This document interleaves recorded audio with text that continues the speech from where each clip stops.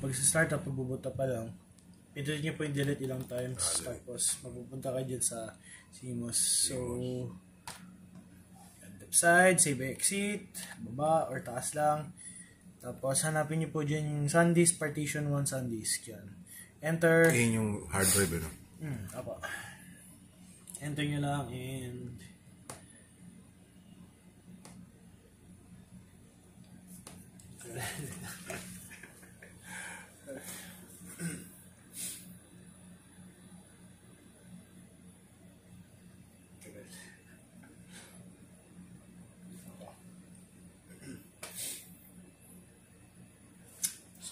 G64 code naman. Ano siya, nag-format na yan? Nag-install pa rin. Nag-install. Oo nga pala sila.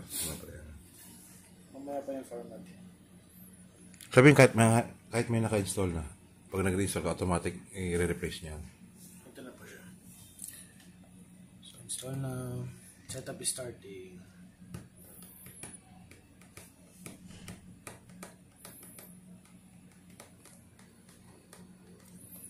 I don't have a product key. Pindutin nyo lang yan. Tapos, pipindutin nyo po, hanapin nyo po is Windows 11 Pro. Hindi po Pro N. Pro lang. Pro. Next. Ito na yung pag-reformat. Ano pagkakaiba yung Pro N?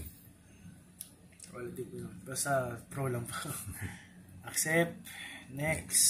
Tapos, dito, which type of installation do you want? Dito na mag-format. Custom. Delete all.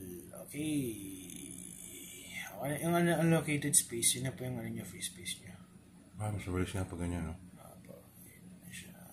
Tapos, ayun, nil-format na. Next.